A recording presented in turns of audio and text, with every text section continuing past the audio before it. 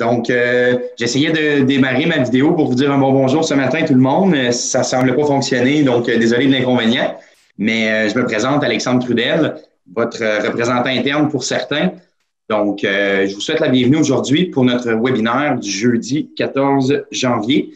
On va discuter avec Shent qui va nous présenter là, le fonds et le gestionnaire de Fisher Investments, qui est un gestionnaire avec qui on fait affaire depuis déjà quelques années, qui a super bien performé en 2020, entre autres, chose qu'on va vous présenter tout à l'heure.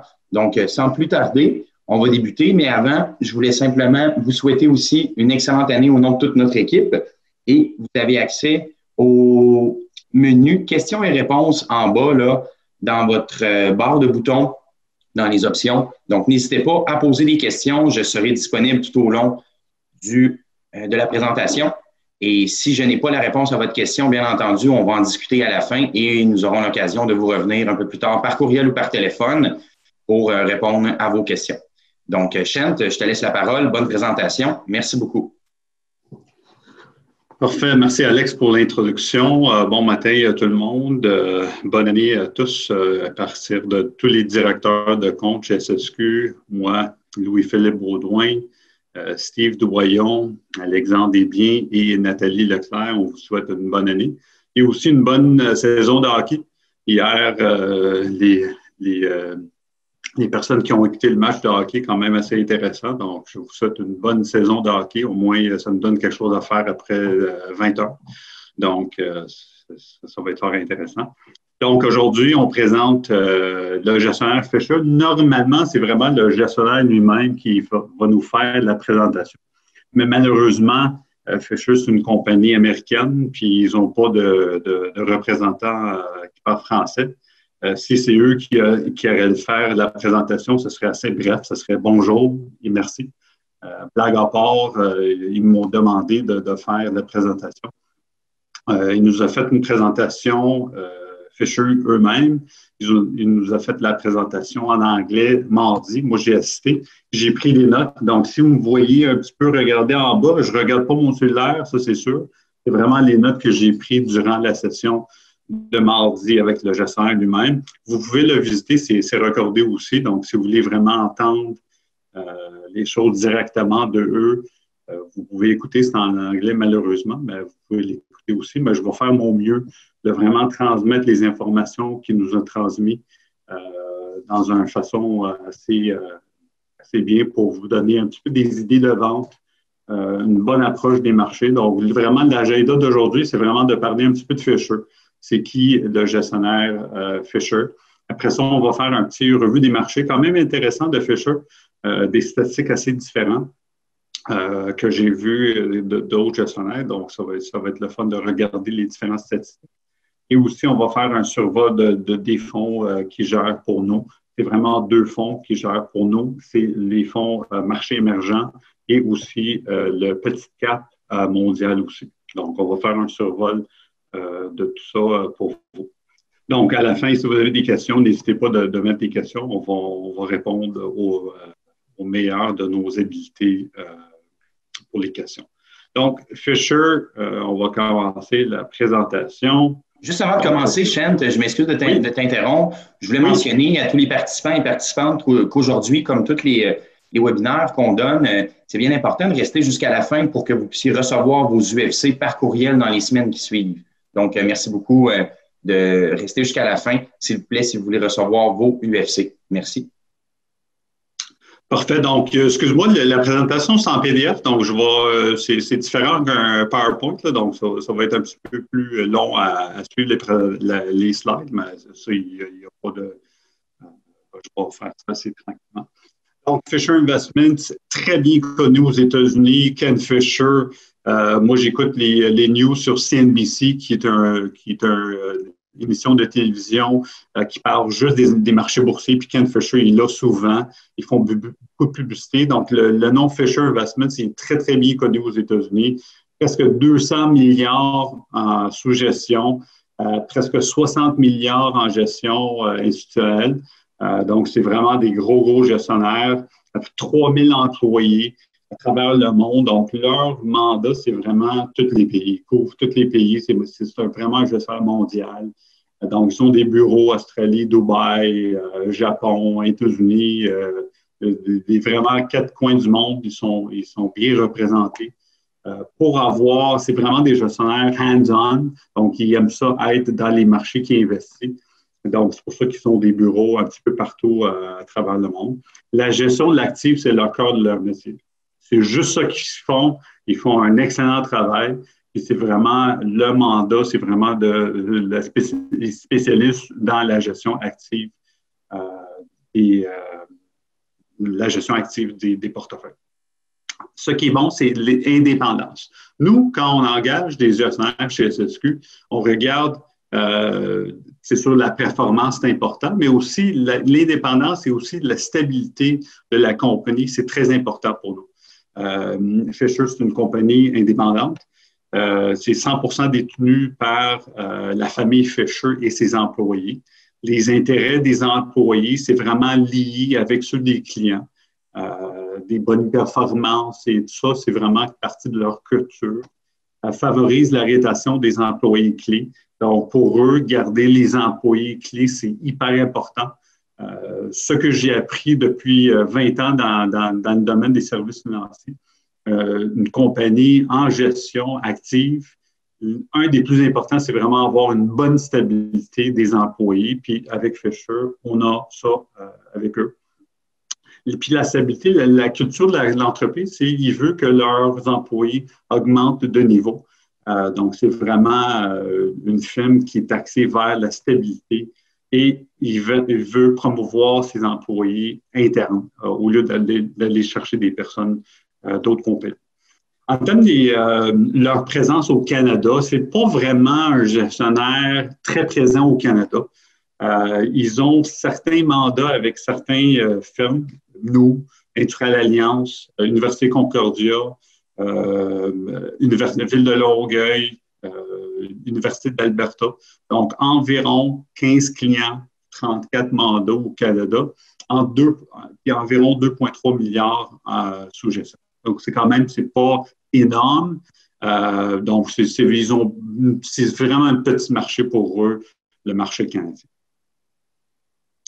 Donc, on suit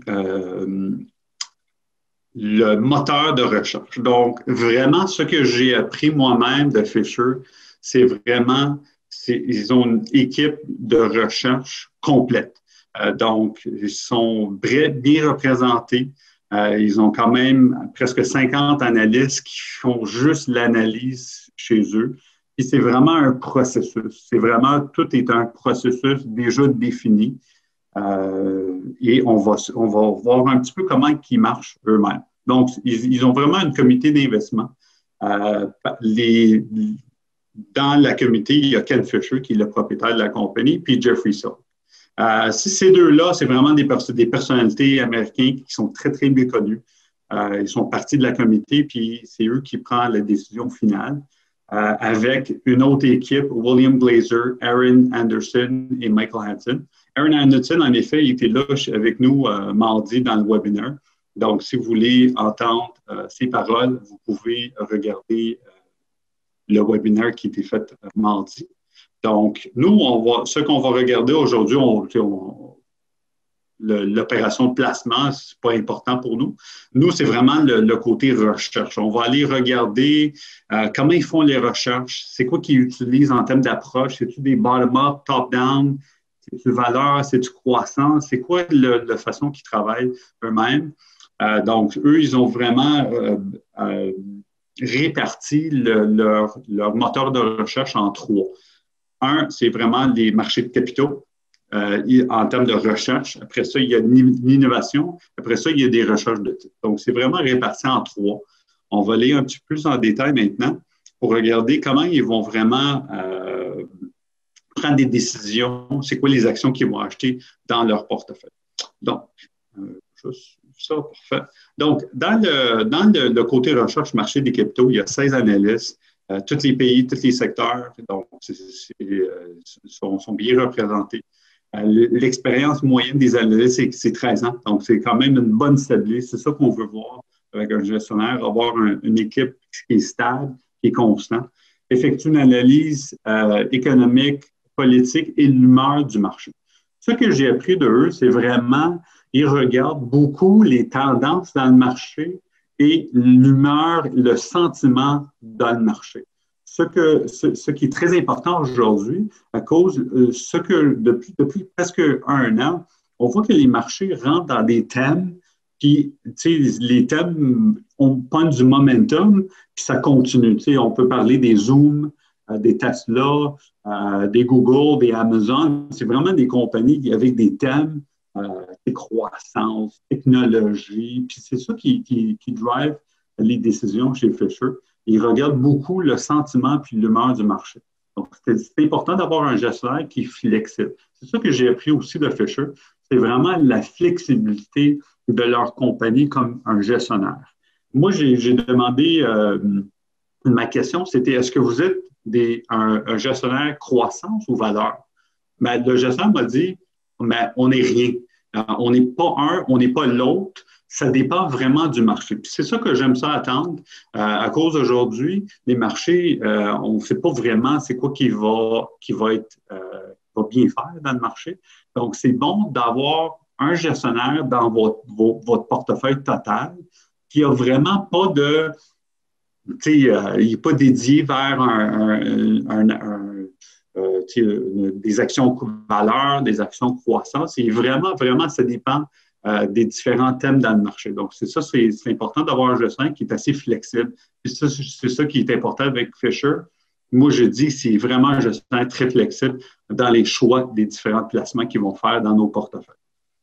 Donc, c'est vraiment une approche descendante. Ils regardent, on appelle ça top-down, donc ils regardent l'économie, puis ils regardent le secteur, puis après ça, ils regardent l'action. Donc, c'est vraiment une approche descendante qu'ils vont utiliser pour faire les décisions de placement. Donc, par pays, par secteur, ils établissent des thèmes pour les zones couvertes. Ça, c'est important pour eux aussi, d'établir des thèmes dans certaines zones qui leur couvrent. Donc, c'est important de savoir ça. Ils collaborent avec toutes les autres équipes pour s'assurer que les perspectives macroéconomiques sont bien assimilées. Donc, ils utilisent toutes les données économiques pour faire la décision de leur placement. En termes des valeurs mobilières, il y a 14 analystes avec une moyenne d'expérience de 7 ans. Ils effectuent des analyses fondamentales sur des titres détenus et les titres qui sont éligibles. Je vais vous montrer un petit peu le diagramme, comment ils vont vraiment choisir les différentes actions.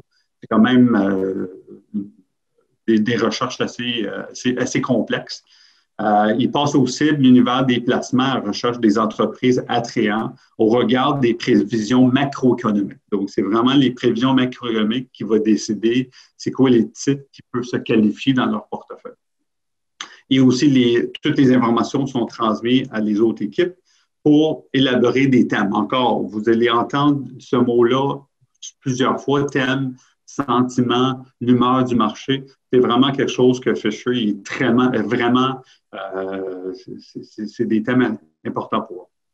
Innovation sur les marchés de capitaux. 11 analystes, 13 associés qui est dédié sur ça. C'est vraiment de l'analyse théorique, quantitative. Ils utilisent des outils exclusifs pour affiner leur recherche fondamentale, fournir une analyse statistique fiable aux autres équipes et aussi ils s'en chargent des risques de la modélisation et de l'attribution. Donc, c'est vraiment 3 façons qu'ils travaillent, 3 niveaux de recherche qu'ils utilisent pour vraiment faire les décisions de placement pour Fisher. Donc, en termes des différents fonds qu'ils gèrent, nous, c'est vraiment juste on a juste 2 de leurs fonds, marché émergent et petite cap mondiale. Mais on voit que Fisher, il couvre tous les différents secteurs de l'économie, tous les différents types de placements qu'on peut regarder, mondial dividende, petite cap, américaine, petite cap, marché émergent, tout est vraiment représenté chez Fisher. Donc, ils ont une panoplie de fonds avec leur équipe de recherche qui vraiment feed leurs données. Donc, c'est vraiment une firme qui est représentée partout dans les différents pays. Donc, c'est vraiment un gestionnaire mondial. Processus de placement. Donc, pour le processus de placement, donc Couverture Mondiale analyse des moteurs macro. Donc, il regarde les pondérations par pays, par secteur et par thème. Il regarde le côté économique, le côté politique, le côté sentiment. Le côté politique, c'est important pour eux. On va voir dans les assistants futurs qu'il prend moins de risques dans les marchés avec un petit peu plus de risques politiques. Donc, c'est vraiment quelque chose d'important pour eux, pour regarder tous les différents facteurs de risque possibles qui peuvent affecter les actions puis les compagnies qui investissent dedans. Donc, le comité de politique de placement de recherche, donc c'est quelque chose de complet. Après ça, il divise ça en une définition de l'univers éligible. Donc, il regarde c'est quoi toutes les compagnies qui sont éligibles de rentrer dans leur processus de placement. Donc, le comité d'investissement, l'équipe de recherche, les marchés des capitaux, c'est vraiment eux qui vont rendre la décision pour voir c'est quoi toutes les différentes compagnies qui vont rentrer dans ce petit univers qui est éligible. Après ça, il y a la valeur d'analyse. Le comité de placement et l'équipe de recherche des titres va vraiment regarder vraiment avec une recherche assez complète, c'est quoi les titres qualifiés qui vont rentrer dans le portefeuille. Donc, c'est vraiment une approche descendant. Ils utilisent tous leurs différents niveaux de connaissances, de recherche pour vraiment choisir l'univers éligible et après ça, choisir les actions qui vont rentrer dans leur portefeuille. Donc, moteur de portefeuille, ils appellent ça des catalysateurs. Donc, c'est quoi les facteurs économiques, c'est quoi les facteurs politiques, sentiments. On voit ça souvent avec Fisher, le côté sentiment, c'est très important pour eux. Donc, les catalysateurs économiques, par exemple, l'inflation, taux d'intérêt, PIB, accès au crédit, les différents indicateurs économiques. Ça, c'est les différents critères qu'ils vont utiliser. Le côté politique, fiscalité, la balance, la rotation publique, la politique, la stabilité gouvernementale. Ça, c'est vraiment les différentes données qu'ils vont regarder. Et aussi le sentiment, le style relatif, la couverture par le média. Ça, c'est important pour eux. Les compagnies qui sont bien avec le média, si on écoute, on entend beaucoup Tesla, on entend beaucoup Zoom. Donc, c'est vraiment important pour eux de regarder ça, à cause ça fait partie du marché d'aujourd'hui. Investisseurs professionnels, des prévisions, aversion au risque. Donc, ça, c'est vraiment différentes choses qu'ils regardent du côté sentiment. Puis, les enjeux ESG. ESG, c'est les critères environnementaux, social et gouvernance. On entend ça beaucoup. Que beaucoup de gestionnaires aujourd'hui vont regarder ces trois différents points. Est-ce que les compagnies gardent l'environnement bien, le côté social, le côté gouvernance? On va aller un petit peu plus en détail dans les prochaines étapes.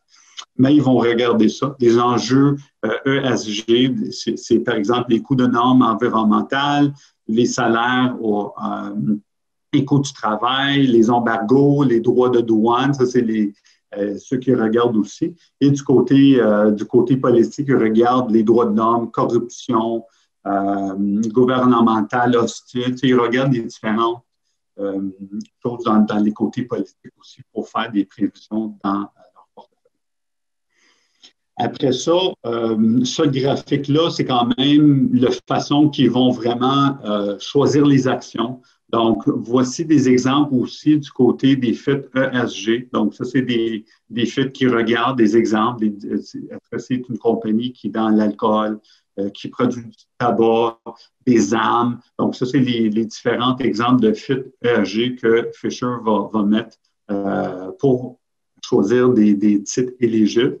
Donc, la façon qui marche, c'est l'identification et sélection des titres éligibles. Ça commence avec tout ça. Ça commence avec le pays. le secteur et les thèmes en termes de pourcentage. Après ça, ils regardent les différents points en termes des différentes définitions. Donc, ça, c'est les questions qui se demandent. Quelle catégorie et caractéristiques attrayantes à cette compagnie? Quelle entreprise présente des risques de liquidité ou d'insolvabilité? Donc, ça, c'est vraiment les questions qui se demandent pour vraiment éliminer les compagnies qui sont plus à risque versus d'autres. Après ça, ils rentrent dans un liste de prospects. Après ça, il y a quand même d'autres questions qui sont là, comme c'est quoi les avantages concurrentiels de cette entreprise-là? C'est quoi les avantages stratégiques soutiennent le mieux notre analyse descendante? Donc, c'est important, c'est toujours descendant, c'est un top-down approach. Donc, c'est important pour eux que ça marche, ça rend bien avec les facteurs économiques qui ont choisi comme facteurs. Les ajouts de l'entreprise sont-ils intégrés dans le prix de l'action? Donc, ça, c'est vraiment les questions qu'ils regardent. Après ça, ils vont choisir les titres. Donc, c'est quand même un processus ardu. C'est quand même un processus qui demande des bonnes questions. Tous les différents facteurs de risque, ils essaient de l'éliminer. C'est ça le but d'un gestionnaire, c'est vraiment de regarder toutes les différentes données, tous les différents types de risques qui peuvent arriver et de choisir les actions qui prennent techniquement le moins de risques possible pour avoir un meilleur rendement possible.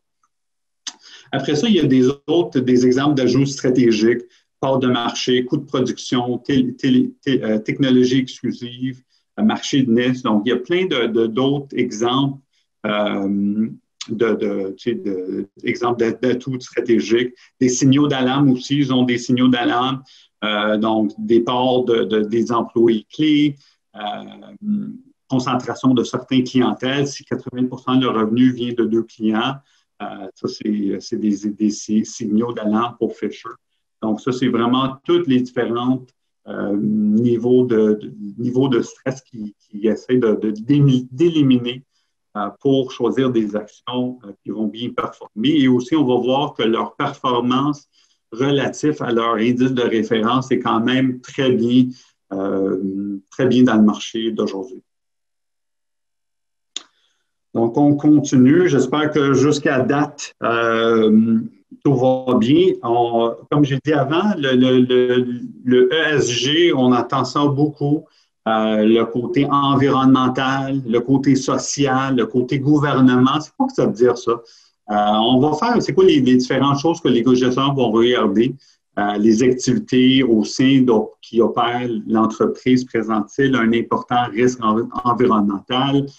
L'émission de CO2, la gestion de l'eau, c'est un risque nucléaire, l'émission toxique. Donc, ça, c'est vraiment les différentes activités qu'un gestionnaire va regarder si la compagnie qui va investir il y a un impact environnemental. Côté social, violation des droits humains, implication dans des domaines tabac, des jeux génétiques et des divertissements pour adultes. Donc, ça, c'est les différentes activités qu'ils regardent et évitent à tout coup. Et gouvernance, donc les activités ou le secteur au sein duquel opère l'entreprise présente-t-il un important risque de gouvernance. Donc, examiner l'influence contrôlée par le gouvernement, le départ des postes clés, composition et indépendance du conseil d'administration, investissement controversé, corruption et fraude. Donc, ils regardent tout ça pour vraiment faire des bons choix dans des bonnes compagnies. Donc, jusqu'à date, j'avais pas besoin de prendre mes notes. Donc, je veux juste être sûr que je n'ai pas oublié quelque chose dans ça. Juste pour vous donner l'information. Comme j'ai dit avant, Fisher, ce n'est pas un gestionnaire qui est valeur, il n'est pas croissance. Ils ont une stratégie, vraiment une approche descendante, qui sont flexibles. C'est ça que j'aime beaucoup de ce gestionnaire-là. Ils vont, dépendamment du sentiment du marché, ils vont vraiment prendre des décisions à part de ça. Donc, j'aime ça, leur flexibilité. Puis j'aime ça avoir des gestionnaires qui sont flexibles pour gérer les portefeuilles de nos clients. Donc, performance et positionnement des fonds Fisher. Je ne vais pas faire l'analyse de tous les fonds Fisher. Nous, on a juste deux, le fonds marché émergent et aussi le fonds marché petite cap. Donc, voici la performance de ces fonds-là relatif à l'indice. L'indice, c'est le MSCI marché émergent. Donc, ça, c'est l'indice de référence. Ça, c'est les rendements bruts dans leur portefeuille. Donc, on voit que le portefeuille quand même bien fait comparé à l'indice. Depuis 3 ans aussi, il a bien fait. Depuis la création, quand même, ça très, très bien fait en termes de performance. Depuis le début de l'année, une grosse surperformance. Puis je vais vous expliquer pourquoi ils ont eu cette surperformance-là dans ce fonds-là. Et aussi, même principe avec le fonds Petit Cap. Même performance, ils ont battu l'indice de référence que le MSCI Petit Cap mondial. Donc, c'est vraiment, ils ont battu carrément facilement l'indice de référence. Donc, quand même, un gestionnaire qui dit qu'il va choisir des bons titres à partir de leur recherche. Puis, on voit que dans les vrais chiffres, il livre la marchandise. C'est ça qu'on veut d'un gestionnaire. Un gestionnaire stable, un gestionnaire fiable, qui performe très bien. Ben, on ne peut pas demander pour mieux. Donc, ça, c'est vraiment la performance de ce fonds-là versus l'indice de référence. Donc, pourquoi que le fonds marché émergent, il a mieux fait que l'indice de référence? Une première chose, c'est quand même un fonds concentré. 55 actions, c'est tout, versus l'indice de référence qui a beaucoup plus d'actions que le fonds. Donc, c'est vraiment, il choisit 55 titres. Puis, vous voyez le market cap, qu'on appelle ça, la capitalisation boursière, un petit peu plus haute que l'indice de référence. Le ratio cours-bénéfice, il est beaucoup plus haut que l'indice de référence. Le ratio cours versus la valeur comptable, beaucoup plus haut aussi. Le ratio cours versus chiffre d'affaires, encore beaucoup plus haut. La raison pour ça, c'est assez simple. Aujourd'hui, on est dans un marché qui favorise les actions en croissance. Puis, on voit vraiment, les chiffres sont là. La compagnie Fisher, ils vont investir dans des compagnies croissance.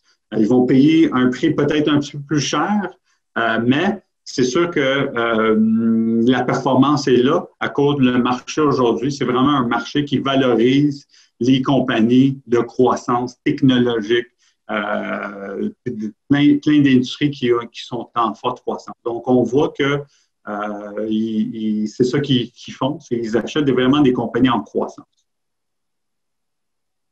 Après ça, on va regarder le caractéristique du portefeuille Petit Cap mondial. Encore le même principe, beaucoup moins d'actions que l'indice de référence.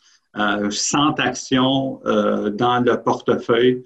Capitalisation boursière encore beaucoup plus haute. Donc, il favorise des compagnies peut-être un petit peu plus grandes avec des ratios un petit peu plus, on va dire un petit peu plus hautes, mais c'est vraiment le sentiment du marché d'aujourd'hui. C'est vraiment ces types de ces compagnies-là qui vont mieux performer et Fisher est là dans ces actions-là. Même affaire, ratio cours-bénéfice, un petit peu plus haut que l'indice de référence, ratio cours versus valeur comptable, même principe. Ils vont favoriser ces types de compagnies.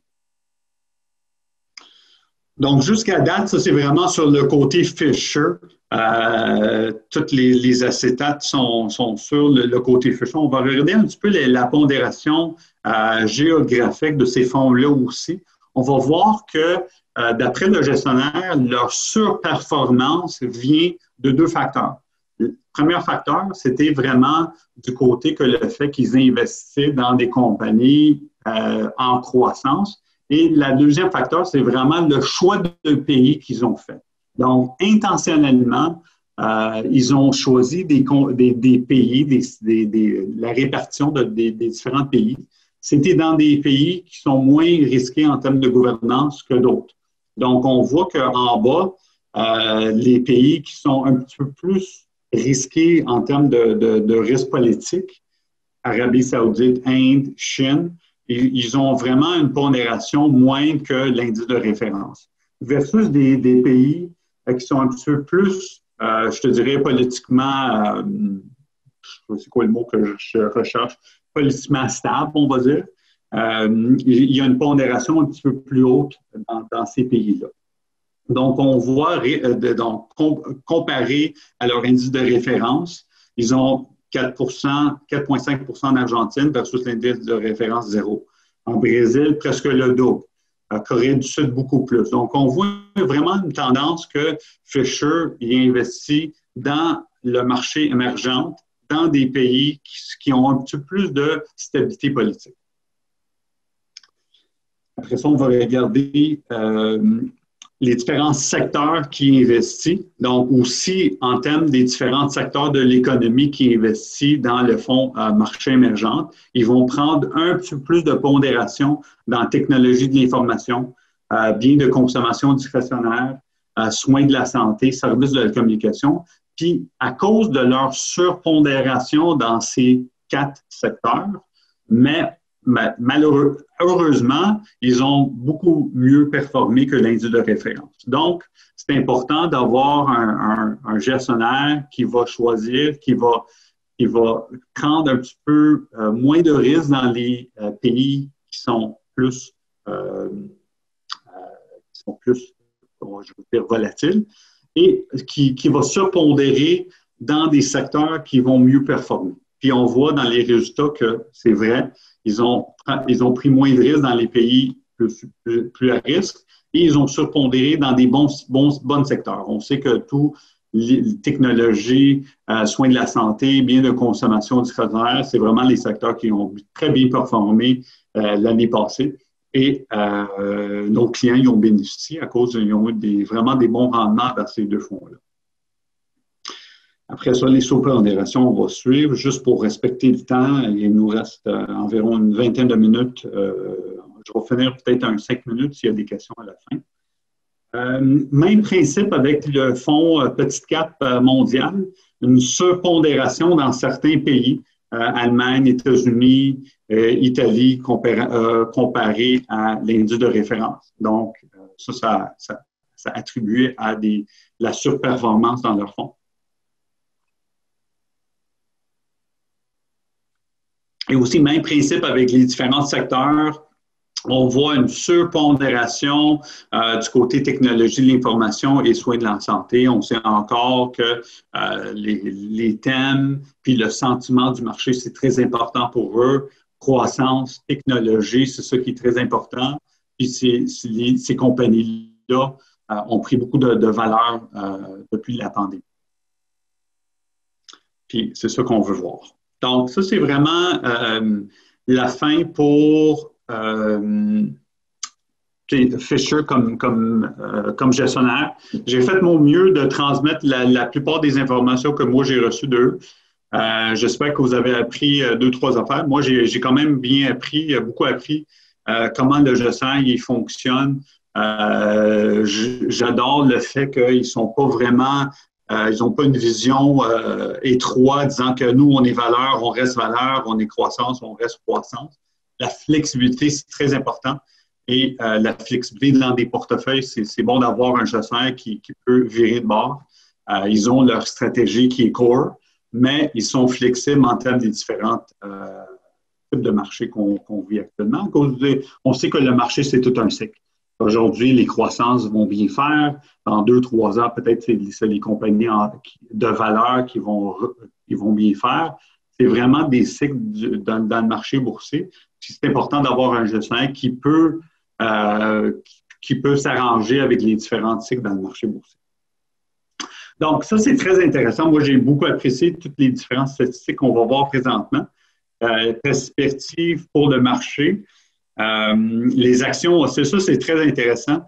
Ça, c'est plus l'analyse technique pour ceux qui regardent les différentes chartes, les différents types de graphiques, les différents indices, les différentes actions. Ça, c'est vraiment un petit leçon d'une analyse technique disant que on voit que les actions oscillent souvent autour de leur précédent sommet avant de s'envoler. Donc, si on regarde les différents marchés, on voit que ça, c'est le sommet que le marché il a eu pendant une année en 2002.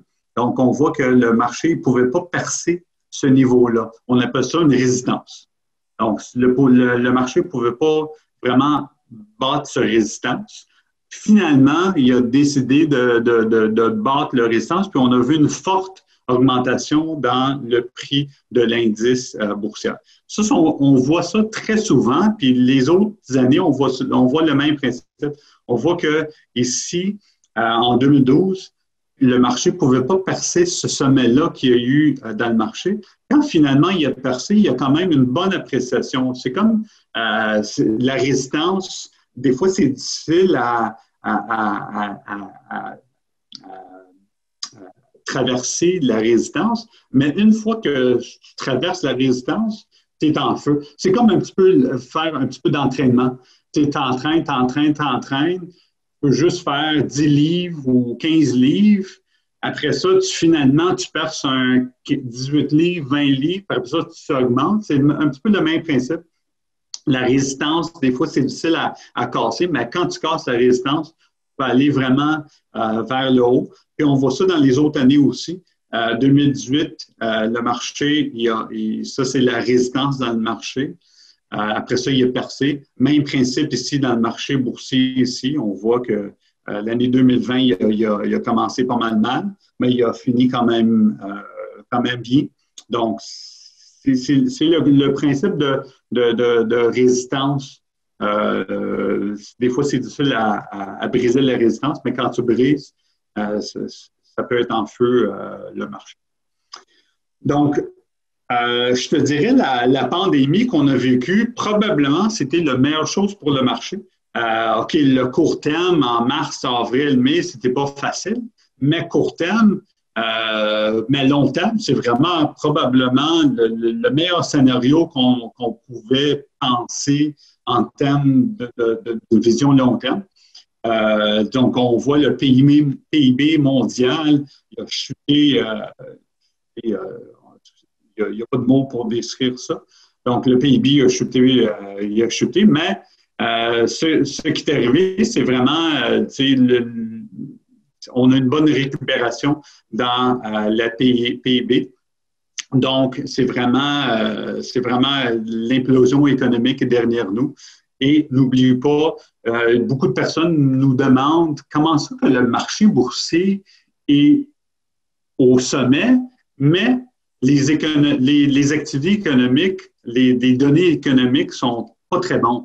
À cause du marché boursier, c'est un forecasteur. Il regarde 6 mois, 9 mois en avance, c'est quoi que l'état économique va être. Il ne regarde pas aujourd'hui. Il regarde toujours 6 mois, 9 mois plus tard, comment l'économie va bien faire. Donc, si on regarde le marché boursier aujourd'hui, ça nous prédit que dans 6 à 9 mois, que l'économie va être en bonne santé et on va avoir des bonnes données économiques. On ne peut pas regarder les données économiques aujourd'hui et faire des prédictions pour le marché boursier. À cause, c'est vraiment le marché boursier, c'est un prédicteur des différentes données économiques dans le futur.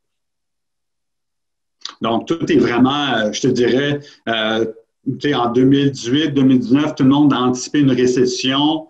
Tout le monde prédisait une récession, mais on a eu une récession forcée, puis on sort de là, puis je pense que toutes les données économiques, puis toutes l'intervention de nos gouvernements, ils vont vraiment stimuler l'économie en 2021 et 2022. L'indice de surprise économique, ça, c'est les différentes statistiques économiques, des moyennes, des indices qui reflètent les mesures des données économiques. Tout était supérieur à toutes les différentes analystes qui ont fait des prédictions. On a eu des bonnes surprises économiques. Donc, ça, c'est bon. C'est toujours bon d'avoir des surprises économiques. Donc, tous les indices de surprise économique qui reflètent dans les mesures ont récemment atteint leur plus haut niveau historique. Donc, ça, c'est une bonne nouvelle. Il y a des surprises économiques positives. C'est ça qu'on veut. Bénéfice au troisième trimestre, une bonne surprise. La plupart des compagnies ont battu leur prévision. Donc, leur bénéfice était plus haut que la prévision que les analystes ont faite. Ça, c'est bonne nouvelle aussi. On veut que les compagnies battent leur prévision de bénéfices. Donc, ça, c'est bonne nouvelle d'avoir ça. Honnêtement, je n'ai pas beaucoup de mauvaises nouvelles en termes d'économie. Des fois, ça peut être inquiétant quand on entend des choses qui sont trop bonnes, puis tout est beau, puis on a juste des bonnes nouvelles. Mais des fois, il faut être un petit peu nerveux. Moi, je suis un petit peu nerveux à cause tout le monde prédit que 2021 va être très bon, ça va être très bon, très bon. Mais il faut regarder ça dans un angle plus vaste. On voit que le taux d'épargne au monde est très haut, donc il y a beaucoup d'épargne là-bas. Il y a beaucoup de liquidités dans le marché boursier. Les revenus fixes, ça donne, il n'y a pas beaucoup d'opportunités dans les revenus fixes. Donc, le monde des actions, en théorie, ça doit être une très, très bonne année. Mais quand tout le monde est optimiste et tout le monde dit que ça va bien aller, ben, des fois, ça va moins bien aller. Donc, il faut être prudent aussi toujours. Donc, il faut toujours être prudent. Mais on voit que toutes les données qu'on voit, c'est vraiment positif. Puis, on voit vraiment des bonnes tendances pour au moins les 2 prochaines années. Le rebond de l'économie mondiale, on voit, on appelle ça un V-shape recovery. Ben, on voit que c'est un V.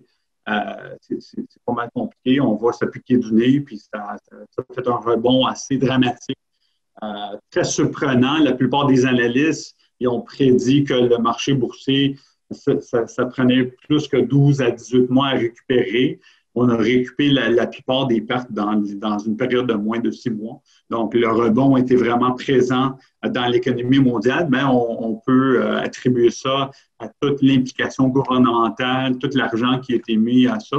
C'est sûr qu'on va payer le prix dans le futur, mais aujourd'hui, ça a aidé à nous sortir de la pandémie. Donc, ça, c'est super intéressant. Quand j'ai vu ça, j'ai dit, waouh, ça, c'est vraiment des statistiques intéressantes pour ça. Dans nos têtes, on pense toujours qu'un un président républicain, ben, le marché va être très bon. Un marché démocrate, le marché n'est pas bon. Mais en effet, si on regarde les différentes statistiques, on voit que ça n'a aucun impact. Un gouvernement républicain aux États-Unis versus démocrate, là, honnêtement, ça ne fait aucune différence entre les deux. Les partis politiques, ça ne fait aucune différence. Ce qui est différent, c'est le timing. Ça, on va voir dans le slide prochain. C'est vraiment cool de voir les différentes tendances après l'élection. Donc, c'est vraiment intéressant, ça. Mais on voit que, honnêtement, il n'y a pas de différence. Moi, j'ai vu une statistique. La moyenne, c'est le même. Un politique démocrate, un parti politique républicain, en termes de rendement du marché boursier, c'est vraiment le même. On voit dans les statistiques ici que peu importe républicain, démocrate, là, le marché performe presque le même, sauf le timing qu'on va voir maintenant. Ça, c'est vraiment intéressant. Les élections américaines peuvent avoir un impact considérable sur les actions mondiales. Durant les années électorales, les actions sont généralement favorisées en cas de victoire du candidat républicain et pénalisées en cas de victoire du candidat démocrate. En revanche, cette tendance s'inverse au cours des années. Donc, c'est intéressant de voir que l'année de l'élection, on voit qu'un marché boursier va favoriser plus les républicains et les démocrates, on va voir une baisse dans les marchés. Mais le inauguration year, donc l'année que le président il commence son mandat, on voit que le démocrate, c'est quand même une grosse surperformance versus un parti républicain qui est très bon pour le marché 2021. Biden rentre, Biden y est bleu, donc ça bénéficie. Mais si on combine les 2 ans, on combine l'année de l'élection puis aussi de l'année d'inauguration, ça vient au même. Donc, comme j'ai dit avant, peu importe la partie politique, les rendements, ça vient au même pour le marché boursier. Ça, c'est vraiment intéressant aussi. Au lendemain de l'élection présidentielle américaine 2016, les actions de valeur ont signé un vif rebond. Donc, tout le monde pensait en 2016, il y a le Parti républicain va favoriser les actions de valeur, infrastructure, services financiers, toute la patente. Mais en effet, ce n'est pas ça qui est arrivé. En début 2017, les valeurs de croissance ont en effet repris une avance et n'ont jamais perdu depuis. Donc, les compagnies de croissance, ils ont vraiment beaucoup mieux performé que les compagnies en valeur, même si le marché pensait que le jour de l'élection, les compagnies de valeur vont mieux performer, mais à long terme, c'est vraiment les compagnies de croissance qui vont mieux performer. Après ça, prédominance alternée entre les actions de croissance en règle générale. Donc, en règle générale, les grosses compagnies, les large growth, donc les grosses compagnies en croissance, vont rendre le marché vers le fin d'un marché boursier. Donc, vers le fin d'un marché boursier, on voit la tendance que les grosses compagnies en croissance vont mieux performer. Puis les petites compagnies vont mieux performer dans le début d'un nouveau cycle boursier. Donc, ça, c'est vraiment la tendance dans le marché. Donc, les valeurs de croissance ont continué à prédominer tout au long de la phase baissière et de la reprise qui a suivi. Ce qui suggère que le ralentissement découlant de la pandémie de la COVID relève davantage d'une forte correction que d'un marché baissier classique. Donc, un marché baissier classique va être très différent de ce qu'on a vu durant la pandémie. Donc, c'est fort intéressant de voir que cette tendance-là. C'est aussi encore la tendance contre la valeur versus la croissance. Donc, on voit de début de l'année, le côté croissance, il a beaucoup mieux performé du côté valeur. Excusez-moi.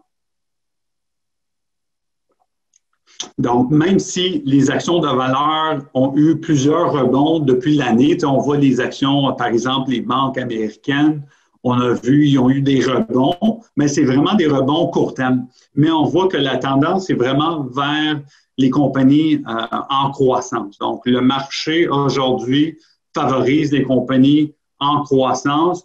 Les valeurs, OK, ils vont avoir un fort rebond, mais ils vont baisser après ce rebond vite. Il nous reste 10 minutes. Je vais finir dans 5 minutes pour laisser une couple de questions. Ça aussi, c'est vraiment, ça c'est avec le yield curve, donc le pente de courbe de rendement. Donc, la pente de la courbe de rendement favorise non seulement les titres financiers et tout ça. Donc, techniquement, avec ce graphique-là, ce qui est important, c'est qu'on est dans un environnement qui valorise encore les valeurs les compagnies en croissance et défavorise les compagnies en valeur. Donc, on voit ça sur ce graphique-là. Je ne vais pas suivre ce graphique-là à cause c'est l'inflation, puis on n'a pas besoin. Secteur technologique. On entend beaucoup que est-ce que le secteur technologique, les valeurs sont trop hauts, sont très élevées? Oui, ils sont élevés, mais ils sont raisonnables. On n'est pas en 1999-2000 que n'importe quelle compagnie qui s'appelle .com ou qui sont dans l'Internet vont augmenter de fou. Vraiment, les compagnies aujourd'hui technologiques, ils ont vraiment des revenus, ils ont des profits. Des compagnies comme Google, Amazon, Facebook, c'est vraiment des compagnies qui ont des revenus. Ce n'est pas des c'est pas des compagnies qui viennent d'être créées, c'est vraiment des compagnies avec des revenus. Oui, leurs valeurs en termes de valeurs traditionnelles sont élevées, mais sont quand même raisonnables. Aujourd'hui, le marché, il s'en fout un petit peu des différentes valeurs, mais des différents facteurs comme les pays et tout ça. Mais c'est vraiment le marché valorise les compagnies en croissance et les compagnies en croissance, on va payer un prix un petit peu plus cher, mais sont raisonnables en termes des différents facteurs sont raisonnables. Donc, les points clés de la présentation de Fisher, c'est vraiment que le marché haussier des actions en mars devrait se poursuivre en 2021. Toutes les prévisions sont là qu'on va avoir une bonne année 2021, beaucoup de liquidités, beaucoup de différents thèmes positifs dans le marché. L'économie mondiale et les résultats des entreprises réservent de bonnes surprises. Donc, on prévoit que toutes les données économiques, tous les résultats des entreprises vont être bonnes et on va avoir des surprises. Le marché aime des surprises en termes des différentes données. L'incertitude politique devrait continuer et ce qui est plutôt favorable aux actions. Le marché boursier adore un petit peu d'instabilité du côté politique. Le fait, c'est une politique incertitude ne peut pas passer des lois contre les compagnies. Donc, une politique incertitude, c'est vraiment bon à cause c'est plutôt favorable pour les compagnies à mieux performer dans un contexte un peu plus relax avec moins de paperasse et tout ça. Les conditions économiques et de marché continuent de favoriser des compagnies de croissance de qualité. Ça, c'est important. Oui, on favorise des compagnies en croissance, mais ça doit être qualité. On ne va pas aller chercher des compagnies qui ne sont pas des compagnies bonnes avec des bonnes réputations. C'est vraiment des bonnes compagnies de qualité. Mais l'apparition de contre-tendances n'est pas exclue. Donc, ce qui est bon avec Fisher, c'est qu'ils vont avoir toujours un angle un petit peu contre-tendance. Ils ne vont pas regarder tout ce qui arrive sur le marché boursier. Ils vont avoir leur propre analyse. Puis s'il y a un changement dans le tendance, ils sont flexibles à virer de bord et de changer de stratégie. C'est ça qui est très intéressant avec Fisher. Je pense que c'est la fin de la présentation. Merci de votre confiance. Oui. Ça, c'est les mots de Fisher. Fisher voulait remercier tous les courtiers qui font affaire avec Fisher et le business que vous donnez à Fisher, il apprécie ça. Et j'espère que j'ai fait un bon travail de transmettre les informations du gestionnaire à vous. J'espère que vous avez pris 2-3 bonnes idées avec la présentation d'aujourd'hui. Je vais laisser la parole à Alexandre s'il y a des questions de vous sur la présentation ou sur d'autres questions sur les fonds FSU. Alexandre? Oui, parfait. Merci beaucoup, Chant, pour cette belle présentation. Très apprécié. Des bons éléments, des bons arguments, une belle analyse là, de ce fonds-là. En fait, des deux fonds de Fisher que nous avons sur notre plateforme FPG SSQ. Je n'ai pas eu de questions pendant la présentation. Par contre, pour terminer, si je peux me permettre, je te poserai la question suivante. Oui. Si un client te contacte et qui veut avoir un portefeuille, là, parce qu'on sait que nous, sur demande, on peut créer des portefeuilles avec notre clientèle, dépendamment du profil d'investisseur de vos clients. Les fonds de Fisher, si on prend celui du côté émergent, par exemple, on voit qu'il a extrêmement bien performé. Oui. On pourrait recommander, là, dans quel ordre de pourcentage pour quelqu'un qui, évidemment, a un profil quand même assez croissance, parce qu'on suggère plus ou moins ce fonds-là, des actions émergentes dans un portefeuille très sécuritaire. Donc, pour quelqu'un qui a une capacité de prendre quand même du risque, on pourrait jouer entre quel et quel pourcentage selon ton expérience et selon ce que tu conseilles à ta clientèle? Oui, donc, bonne question. Je vais essayer, je ne sais pas si vous voyez mon écran. Alexandre, est-ce que tu vois mon écran sur l'illustration de portefeuille? Oui, on voit bien, c'est bien partagé. OK, parfait. Donc, nous, les directeurs de compte chez SSQ, vous pouvez les contacter. On a accès à un illustrateur de portefeuille qu'on peut faire des illustrations de portefeuille si vous rencontrez des clients, vous voulez faire des recommandations. Donc, ça, c'est vraiment un exemple typique d'un portefeuille plus ou moins équilibré en termes de différentes répartitions avec des différents fonds qu'on a chez SSQ. Donc, ça, c'est un exemple d'un portefeuille que j'ai créé pour un de mes conseillers la semaine passée. Il y avait un client qui était un petit peu équilibré, un petit peu plus risqué qu'équilibré. Donc, je l'ai bâti un bon portefeuille en utilisant des fonds Fisher. Moi, j'aime ça, des fonds Fisher. Donc, j'ai bâti un portefeuille 40 %. Je vais juste descendre un petit peu pour que vous voyez comment ça regarde le portefeuille d'illustrateur. Donc, moi, j'ai bâti un portefeuille 40 % en obligations FIERA, 20 % en actions canadiennes. Je sais que le marché canadien, la plupart des côtés, moi, je n'ai pas besoin d'investir dans le marché canadien, mais tout est un cycle. Je me souviens, moi, quand j'ai commencé en 2000 dans le marché, dans le domaine des services financiers, tout le monde investit dans le marché canadien. De 2000 à 2010, presque tout le monde, c'était juste marché canadien, puis c'est tout, that's it. 2010 à 2020, je pense que ça virait de bord. Tout le monde investit dans américain, mondial, puis tout ça. Mais moi, je suis quand même assez optimistique dans le marché canadien, donc je pense qu'il faut avoir un peu de représentation dans le marché canadien. C'est sûr que ce n'est pas un marché très bien représenté. Ces trois secteurs représentent presque 80 % de l'indice. Mais quand même, c'est bon d'avoir un petit peu d'actions canadiennes dans un portefeuille global. Donc, c'est pour ça que j'ai inclus l'action canadienne Trésima. Puis aussi une répartition avec le fonds 20 % dans un fonds mondial Fiera Capital, puis un 10 % dans un fonds Fisher Petit Cap. C'est très important d'avoir dans un portefeuille une portion dans des petites capitalisations. À cause, on va aller chercher des fois des gros rendements dans des petites capitalisations. C'est sûr que le risque est beaucoup plus gros. On voit que le risque dans ce fonds-là, c'est de 18,74. Ça, c'est l'écart type. Donc, si on compare ça avec, par exemple, un fonds d'obligation, beaucoup plus de risques, mais on voit que les rendements sont là aussi. Donc, ça dépend de l'horizon de temps de votre client aussi. Et aussi un 10 % dans les marchés émergents.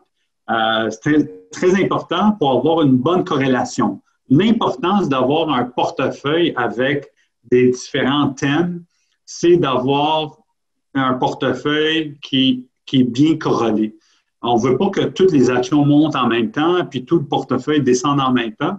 On veut avoir un petit peu de stabilité, un petit peu de un haut en bas. Donc, c'est ça qu'on veut dans un portefeuille bien bâti avec SSQ. Et on voit que le portefeuille lui-même, il prend un écart type de 8,85 qui est moins que le marché boursier.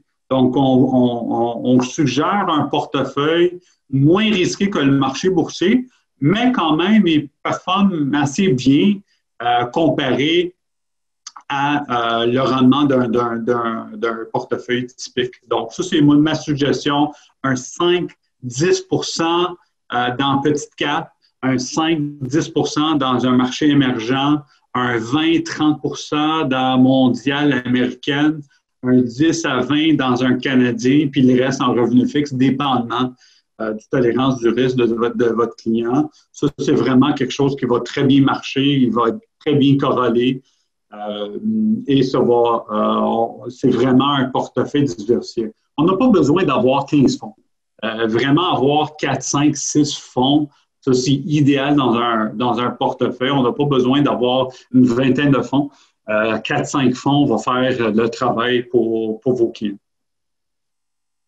Alexandre, il est 11 heures. On peut rester 2-3 minutes s'il y avait d'autres questions, Alex. Non, pour le moment, on n'a pas eu d'autres questions. Donc, okay. Je te remercie beaucoup pour ta réponse. Puis, nous avoir démontré là, le logiciel auquel on a accès ici chez SSQ au département des ventes. Là, on est là pour vous aider. Puis, on peut, sur demande, comme tu l'as dit, créer des portefeuilles en incluant, bien entendu, les actions mondiales à petite capitalisation Fisher et les actions marché émergent Fisher si cela correspond au profil de votre clientèle. Donc, merci à tout le monde d'avoir participé aujourd'hui à ce webinaire. Donc, je te laisse le mot de la fin, Chant. Bonne journée tout le monde. Merci pour votre participation, puis bon succès en 2021 et bonne journée à vous. Bye bye.